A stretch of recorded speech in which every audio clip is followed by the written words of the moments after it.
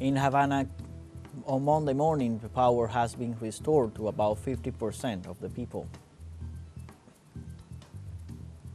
Heads of states and representatives from the BRICS group begin arriving to Russia one day before the summit to be held in Kazan. In Lebanon, the Israeli regime continues massive aggressions against the southern suburbs of Beirut.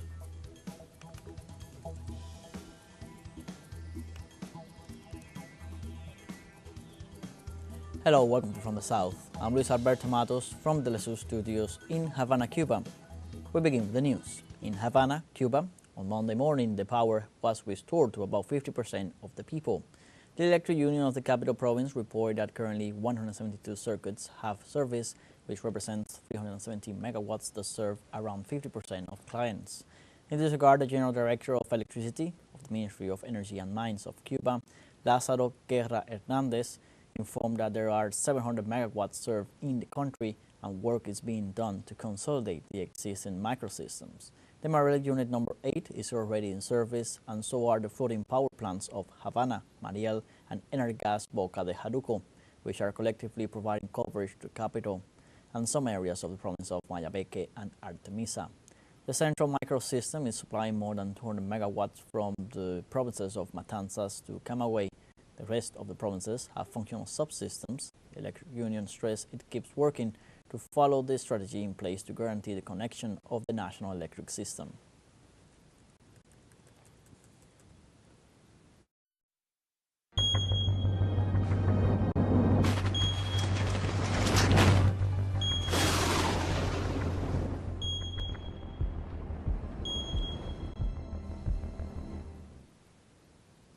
In Cuba, meteorological authorities report that Tropical Storm Oscar is advancing slowly over Cuban territory, transiting in the province of Guantanamo. Likewise, authorities communicated it has been moving towards the west at 4 kilometers per hour and that it is 15 kilometers northeastern from Guantanamo City and 45 kilometers from Holguin. They also pointed out that the most heavy rainfalls are occurring in Maicí, Baracoa, and San Antonio del Sur in Guantanamo province. They added that storm surges will be likely at the northern coast of Guantanamo, Holguin, and Las Tunas.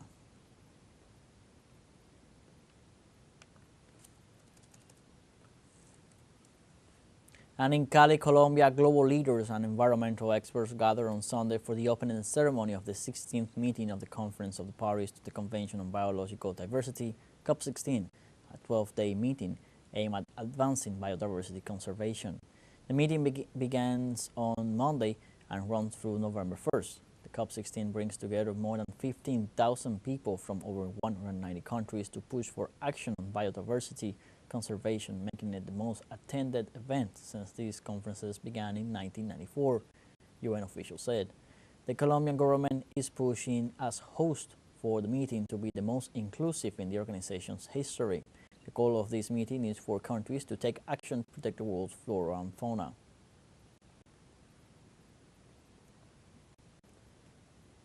And thousands of Venezuelan women mobilize and develop activities in different states of the country for the fight against breast cancer. The Venezuelan women enjoy physical activities as a space for recreation and sharing among breast cancer survivors and those who defend this fight. During the day, participants from different states of the country urge the people to go for medical checkups to detect this pathology in time. Venezuelan men also took part in these activities developed by the National Executive as a joint fight against this disease.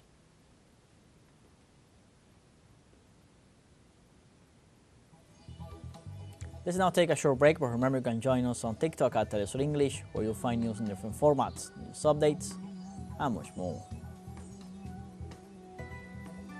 We'll be right back. Stay with us.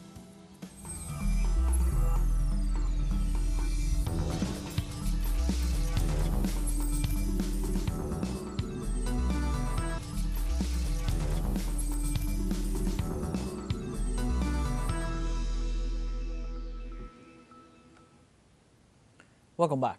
In Russia, the 16th BRICS Summit will be held from October 22nd to the 24th in Kazan under the motto Strengthening Multilateralism for Equitable Global Development and Security. Leaders of BRICS countries will exchange views on main affairs as cooperation, security, economic and humanitarian ties. They will address a likely expansion of BRICS via establishing the partner state status.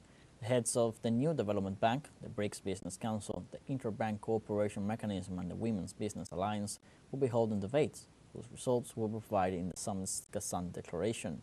On the closing day, a BRICS Plus meeting will take place, participating almost 40 countries to discuss about the war escalation in the Middle East and cooperation of BRICS states and the Global South in the interest of ensuring sustainable development.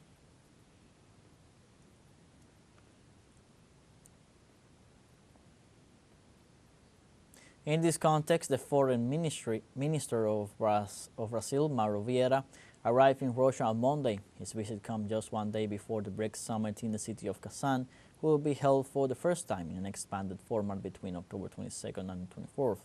During the summit, the leaders of the current 10 member countries will discuss global issues such as the Middle East crisis and political and financial operations within the bloc.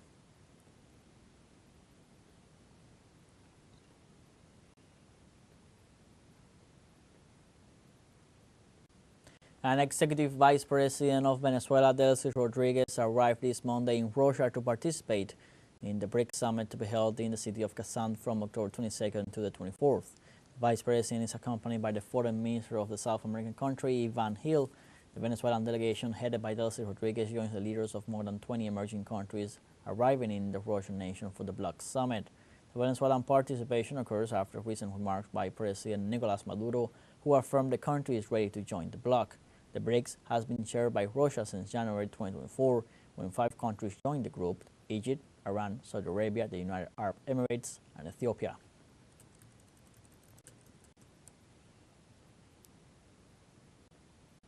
In other news, in Spain, tens of thousands of citizens mobilized to demand general elections to the government of Pedro Sánchez. This Sunday, demonstrators gathered in Plaza de Castilla in the city of Madrid to express their dissatisfaction with the management of Sánchez's government. Demonstrators, supported by the right-wing parties, affirmed that the executive is weakened due to the officials under investigation for corruption cases. In this regard, the dissatisfied sectors warned that Sánchez will have complications in getting support from the Spanish parliament.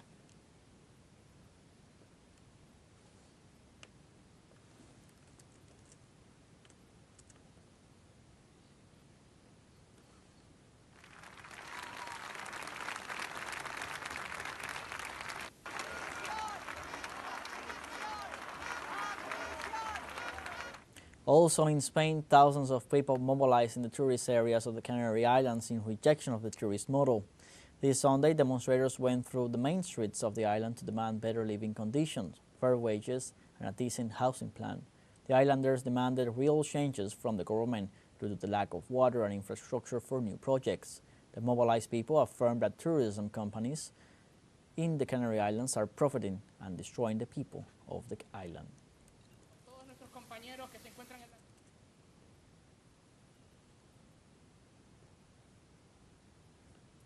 And after the presidential elections in Moldova, the current president Maia Sandu and the candidate Alexander Stoyanoglu will face each other in the second round on November 3rd.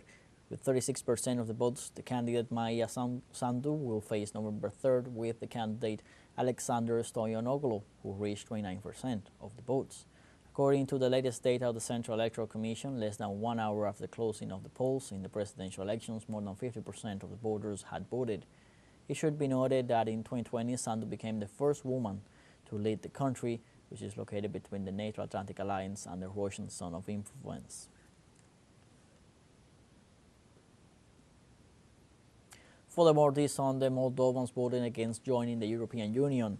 This is in the context of the referendum on this issue held in conjunction with the presidential elections. With 91.5% of the votes counted, preliminary results indicate that 53.4% of voters rejected the proposal to join the European organization.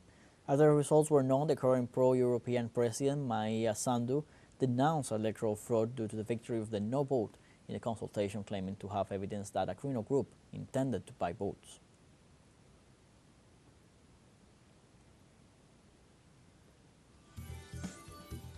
We have a second short break coming up, but before we invite you to visit our YouTube channel at teleSUR English. There you'll be able to rewatch our interviews, top stories, special broadcastings, and more. Hit the subscribe button and activate the notification bell to stay up to date on the world's most recent events. Found your break, don't go away.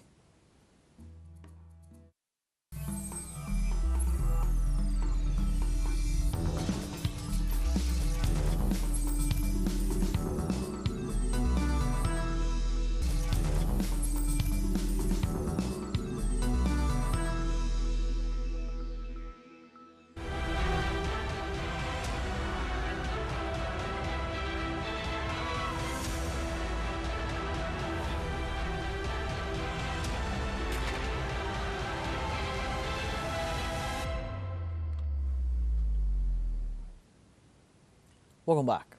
In Lebanon, the Israeli regime continues massive aggressions against the southern suburbs of Beirut. The bombardment by the Israeli Zionist regime hit the southern suburbs of Beirut, affecting the areas of Al-Hadath and Haret Reik, where a residential building near Al-Hassanain Mosque was also hit. In addition, the Israeli army launched a series of violent raids against the city of Nabatiyem, resulting in the death of 4 Lebanese. It should be noted that since October 8th, the Israeli aggression against Lebanon has claimed the lives of 2,448 civilians and wounded 11,471 others.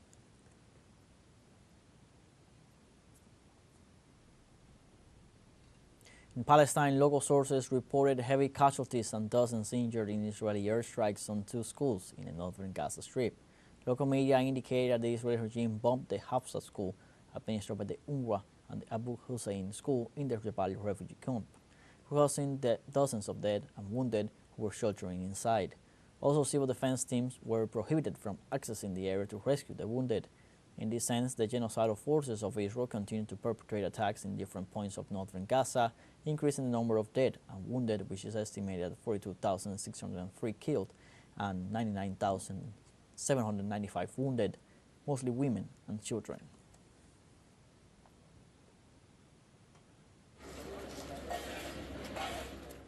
And the Palestinian resistance neutralized the Israeli occupation commander responsible for the attacks on the Jabalia refugee camp. The Israeli army confirmed that its most senior officer, Colonel Hassan Daksa, was neutralized in Gaza during a battle in Jabalia, north of Gaza. Daksa had led all major ground operations in Gaza, including attacks on Al-Shifa hospital. The Palestinian resistance movement neutralized the Israeli commander with a U.S.-made bomb that had been dropped by the Zionist entity on refugee women and children. The resistance transformed it into a homemade bomb to take down this key figure in the Israeli offensive against the Palestinian people.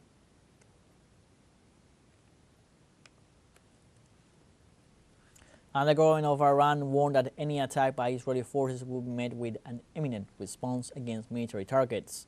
The Iranian Ministry of Foreign Affairs informed that a bombing against the country or its nuclear facilities will mean crossing the red line between the parties. In this regard, it detailed that the Iranian army knows the military locations of Israel and will not attack any civilian installation. He also remarked that the occupying troops do not have the capacity to attack Palestine and Lebanon without the military financing they receive from the United States government.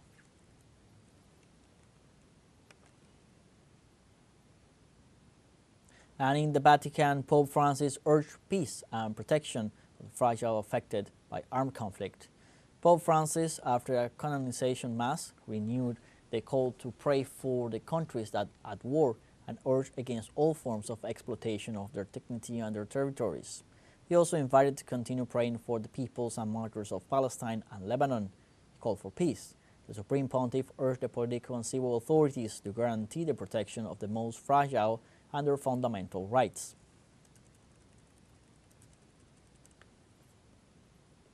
And Russian President Vladimir Putin reaffirms his interest in a lasting peace with Ukraine to ensure the long-term security interests.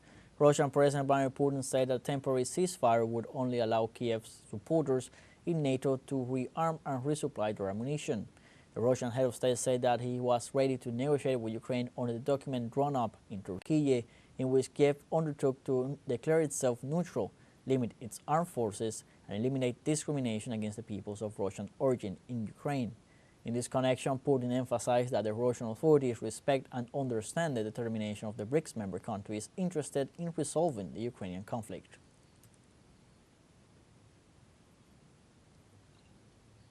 Meanwhile, the Russian Ministry of Defense announced that Ukrainian forces lost at least 1,805 soldiers during the recent fighting in the Donbas region. The Russian defense confirmed the destruction of mercenary deployment points and workshops for production of unmanned aerial vehicles of the Kiev forces. Simultaneously, on the line of operations of the Southern Group, there were registered 645 troops shot down and near Resnikovac. During the operation, Ukraine also lost armored vehicles, an anti-battery radar station, and other weapons and ammunition, all manufactured by U.S. companies.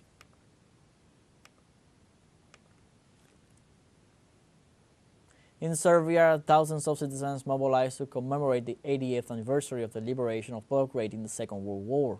During the demonstrations, the traditional March of the Immortal Regiment and the wreath-laying ceremony at the monument to the liberators of Belgrade took place. Citizens commemorate the liberation of Serbia from the Nazis in the Second World War, which is associated with the end of the operation in Belgrade on October 20th, 1944. In that sense, according to official figures, more than 7,000 Russian soldiers belonging to the Red Army were buried in the country during the conflict against Nazi Germany.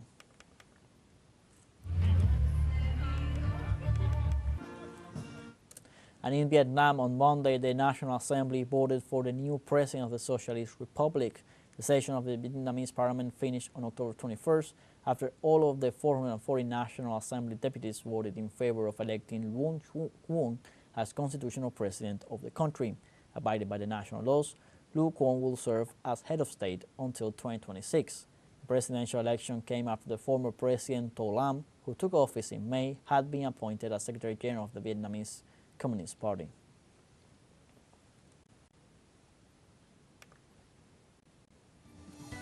We have come to the end of this news brief. You can find these and many other stories on our website, telesurenglish.net. So join us on social media, Facebook, X, Instagram, Telegram, and TikTok. For TeleSUR English, I'm Luis Alberto Matos. Thank you for watching.